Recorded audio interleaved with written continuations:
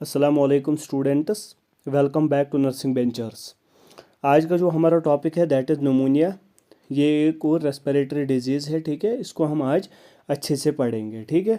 Without wasting much time we will start. और एक बात मैं कहना चाहता हूँ कि मेरे वर्बल यानी जो मेरे वर्ड्स है इन पर आप ज़्यादा नज़र रखिए, क्योंकि मेरा पेन कल से अच्छे से काम नहीं कर रहा है, कभी कभी ये लैग करेगा, इसलिए मेरे वर्बल यानी जो मेरे वर्ड्स है उन पर ज़्यादा ध्यान आप रखिए, ठीक है।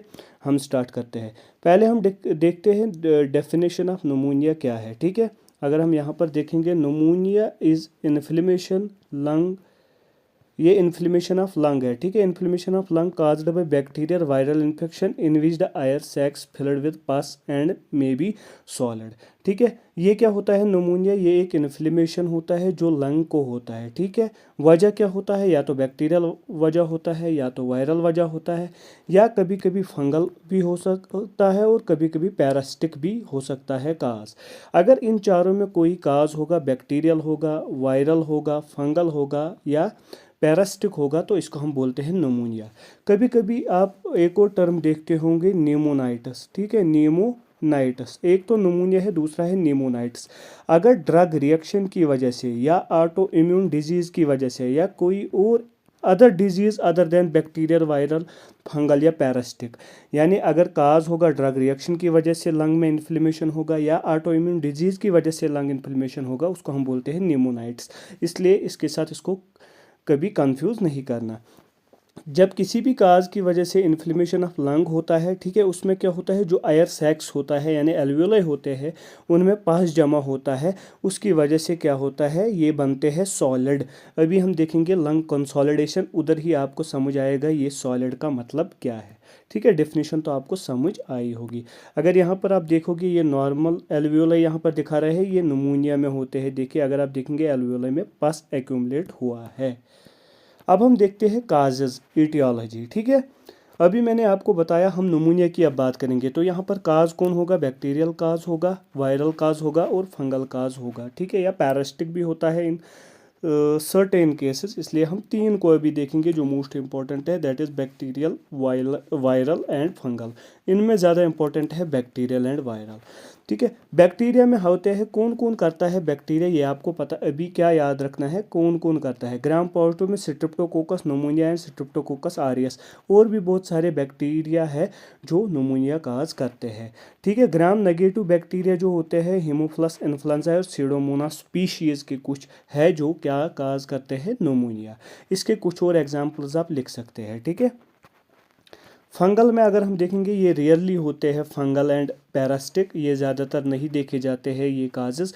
तो इनमें अगर आप याद रखेंगे, फंगल में कैंडिडिएसिस, ठीक है।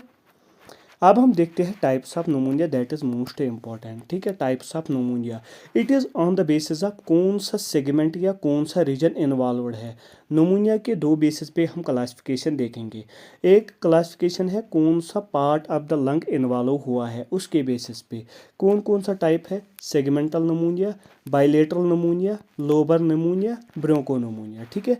अगर मैं यहाँ पर एक थोड़ा यहाँ पर एक मैं डायग्राम बनाता हूँ, ये मान लो आप एक लंग है, ठीक है। लंग में आपको पता होते हैं लोबस होते हैं, मैंने 3 लोबस बनाए, इसका मतलब आपको पता है कौन सा लंग होगा, ठीक है। राइट लंग होगा, ठीक है। इसका अपर, मिडल एंड लोअर लोब, ठीक है। अगर हम देखेंगे इन लोबस में फिर सेगमेंट्स होते हैं, ठीक है। अगर हम देखेंगे इनमें सेगमेंट्स होते हैं, ठीक है, लोबस में सेगमेंट्स होते हैं। कभी क्या होता है, किसी टाइप ऑफ नमूनिया में कोई सेगमेंट इन्वॉल्व होता है, उसको हम बोलते हैं सेगमेंटल नमूनिया। किसी टाइप ऑफ नमूनिया में पूरा कोई लोब इन्वॉल्व होता है, उसे हम बोलते हैं लोबन नमूनिया, ठीक है। किसी नमूनिया में क्या होता है, किसी नमूनिया में अगर हम देखेंगे, एक लंग को देखेंगे इस तरह, तो अगर इसके 3 यहाँ पर लोब्स है, ठीक है, फिर ये मान लो आप सेगमेंट्स है, यहाँ पर पेन अच्छे से काम नहीं कर रहा है, लेकिन आप ध्यान रखिए। अगर इस तरह कहीं पर यहाँ पर थोड़ा होगा, यहाँ पर थोड़ा होगा, पैची लाइक अपीयरेंस होगी, यहाँ पर थोड़ी मतलब ये नमूनिया होगा, यानी पस एक्यूमुलेशन होगी, यहाँ पर एल्वियोलाई का डैमेज पहुँचेगा यहाँ, यानी ये पैची अपीयरेंस होगा, तो इसे हम बोलते हैं ब्रोंको नमूनिया। अगर आप देखेंगे सेगमेंटल नमूनिया, इसमें क्या होता है, only in one segment of the segmental lobe में ये इन्वॉल्व होता है। बाइलेटरल नमूनिया, जिसमें दोनों साइड के सेगमेंटल लोब्स अफेक्ट होते हैं। बाइलेटरल नमूनिया मीन्स, अगर आप मानो कि ये एक राइट लंग है, ठीक है। अगर मैं इधर बनाऊंगा लेफ्ट लंग, उसमें 2 लोब्स होते हैं, असल में उसमें भी 3 होते हैं, ठीक है। एम्ब्रियोलॉजी अगर आपने पढ़ी होगी तो उसमें 3 होते हैं, फिर जो बीच वाला होता है वो मर्ज होता है इन 2 के साथ, ठीक है।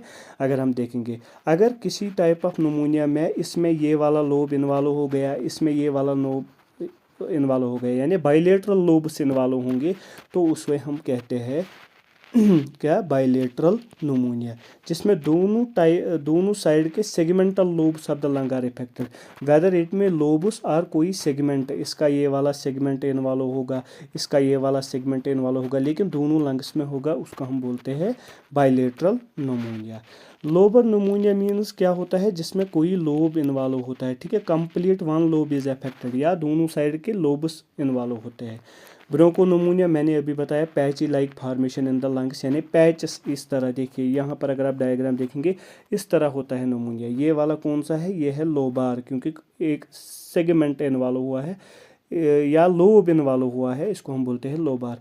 इसमें दोनों लंग्स इन्वॉल्व हुए हैं, बाइलेटरल नमूनिया, इसमें एक सेगमेंट हुआ है, सेगमेंटल, इसमें एक लोब, लोबार, ठीक है। ये था on the basis of segment.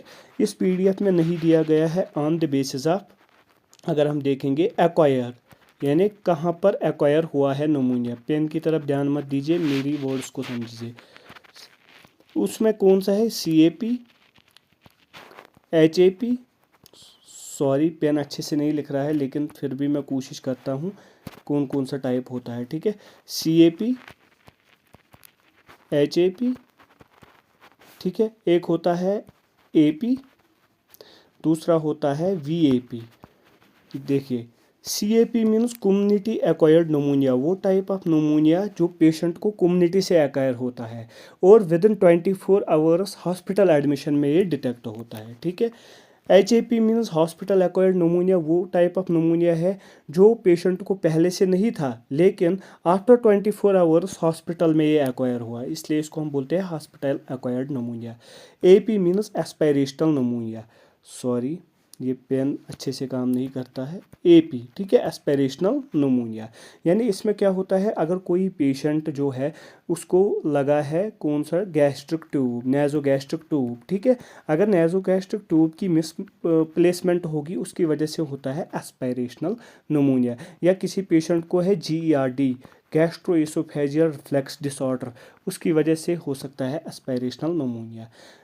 उसके बाद क्या मैंने बोला था, VAP यानी वेंटिलेटर एसोसिएटेड नमूनिया। अगर कोई पेशेंट वेंटिलेटर पे रखा है तो इस वेंटिलेटर इंसर्शन, अगर हम सेप्टिक टेक्निक्स मतलब अच्छे से काम नहीं करेंगे, यानी कोई अनक्लीन, सॉरी, अगर कोई डटी इंस्ट्रूमेंट है जो स्टेराइल नहीं है, उसका इस्तेमाल करेंगे, ठीक है, उसकी वजह से होता है, वेंटिलेटर की वजह से, उसे हम बोलते हैं वेंटिलेटर एसोसिएटेड नमूनिया। ये थे types of नमूनिया on the basis of acquire, ठीक है। अगर हम और एक देखेंगे, यहाँ पर आप पैथोफिजियोलॉजी पर हम आते हैं, ठीक है, होता कैसे है। देखिए, अगर आप मान लीजिए कोई भी काज है, बैक्टीरिया है, वायरस है और कोई है, ये जब हमारे यानी ये जब हमारे एल्वेओलाई में पहुंचता है, बहुत सारे एल्वेओलाई में पहुंचता है, मैं एक में बताता हूँ यहाँ पर क्या होता है। जब ये यहाँ पर इस तरह पहुँचता है तो हमारे बॉडी का डिफेंस मैकेनिज्म प्ले रोल करता है, उसमें न्यूट्रोफिल्स आते हैं, ठीक है, वाइट ब्लड सेल्स जिनको हम कहते हैं, ठीक है, इसमें न्यूट्रोफिल्स आते हैं, इसमें आते हैं बहुत सारे सेल्स जो डिफेंसिव सेल्स होते हैं, ठीक है। ये क्या काम करते हैं, ये रिलीज करते हैं, क्या करते हैं, रिलीज साइटोकाइनस, ठीक है। इसके साथ साथ अगर हम देखेंगे, जो मास्ट सेल्स यहाँ पर आते हैं वो सिक्रेट करते हैं हिस्टामाइनस, ठीक है। हिस्टामाइनस या साइटोकाइनस क्या काम करवाते हैं, ये इन्फ्लेमेशन करवाते हैं, ये इन्फ्लेमेशन ऑफ द एल्वेओलाई करवाते हैं। बहुत सारे एल्वेओलाई इन्वॉल्व होते हैं तो हम कहते हैं इन्फ्लेमेशन ऑफ द लंग होता है, ठीक है। लेकिन साथ साथ क्या करते हैं ये हिस्टामाइनस, जो यहाँ पर ब्लड वेसल्स होते हैं, ब्लड कैपिलरीज होते हैं, उनके परमेबिलिटी को ये इंक्रीज करते हैं। जब उनके परमेबिलिटी को ये इंक्रीज करते हैं तो उनमें से फ्लूइड होगा loss into the extra cellular fluid, इसमें फ्लूइड जमा होगा, किसमें, इन एल्वेओलाई में फ्लूइड जमा होगा। बिकॉज क्यों होगा, क्योंकि जो blood vessels, near by blood vessels है, वहाँ से फ्लूइड लीक आउट करेगा into the alveoli because of their increase in the permeability because of the histamine, ठीक है। यहाँ पर अब न्यूट्रोफिल्स भी आ गए, यहाँ पर अब बहुत सारे जो डिफेंसिव सेल्स आ गए वो आ गए, यहाँ पर अब हिस्टामाइन है, यहाँ पर अब ये एल्वेओलाई को ब्लॉक करते हैं, ठीक है, एल्वेओलाई में फिल हो जाता है, जिसको हम बोलते हैं कंसोलिडेशन।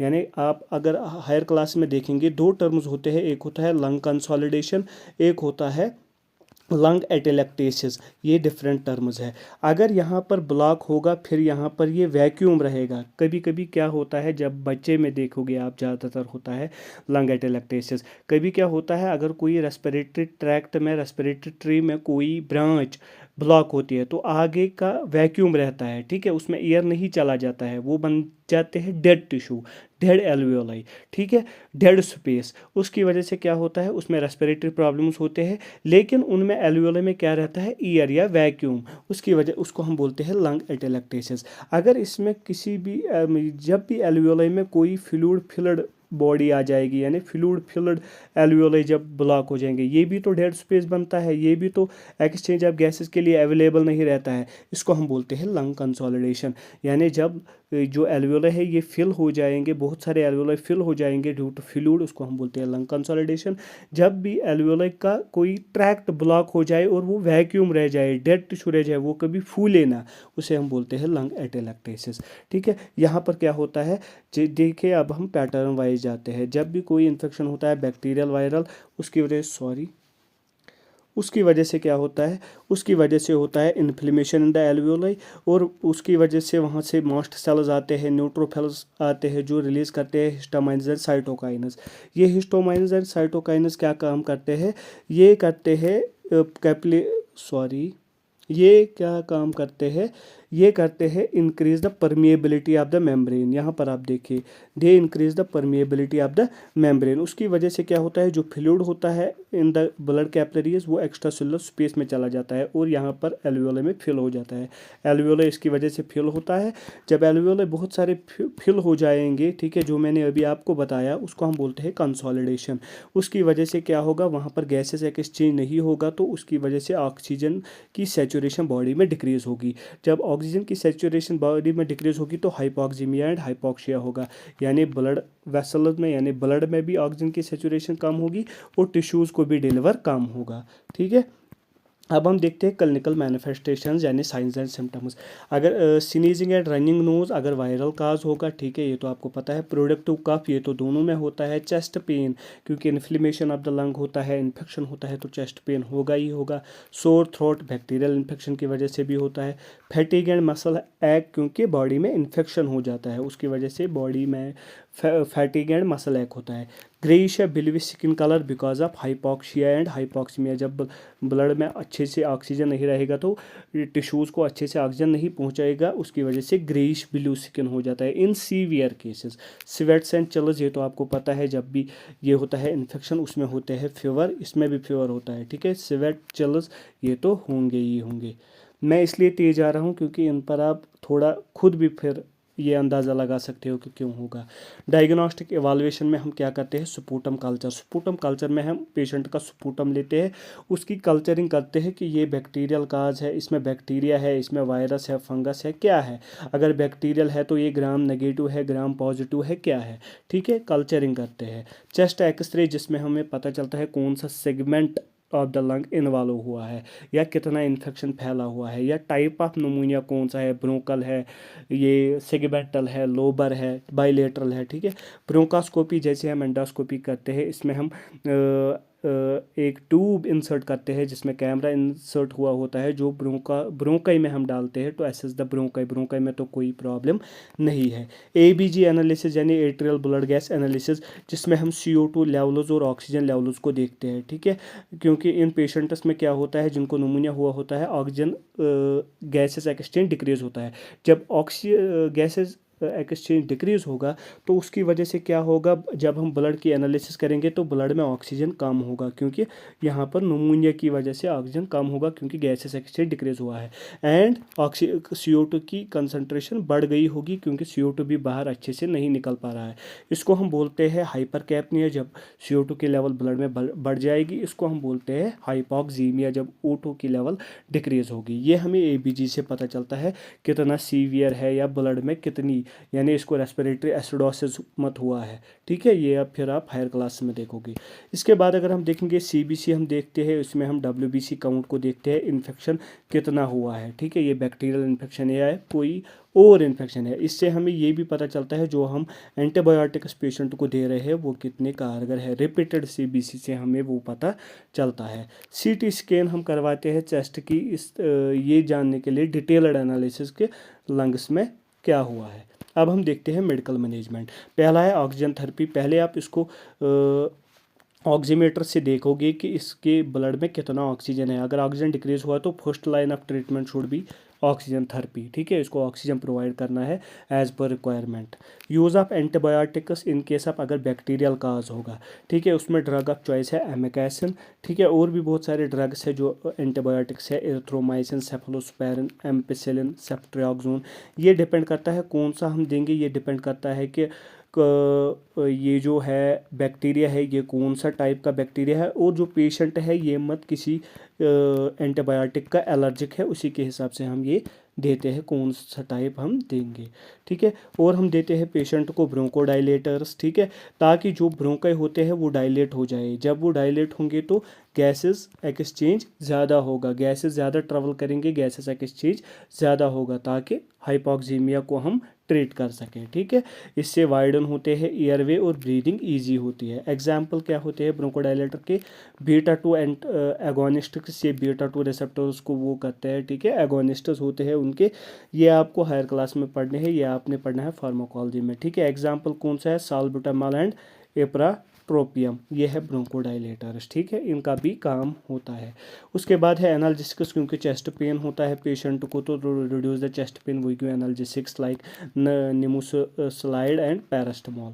इसके बाद हम प्रिवेंशन ऑफ निमोनिया करते हैं बाय वैक्सीनेशन। इस पेशेंट को हम वैक्सीनेशन पर भी रख सकते हैं, ठीक है। इसको हम कंटिन्यूसली वैक्सीनेशन पर रखते हैं ताकि इसको ये आगे से फिर से ना हो, ठीक है, ठीक है। ये था all about pneumonia. I tried by best to try to understand you. इसमें कुछ पॉइंट्स रह भी गए होंगे, उनको खुद देख लेना और डिटेल्ड मतलब स्टडी करना इसके मतलब, ठीक है।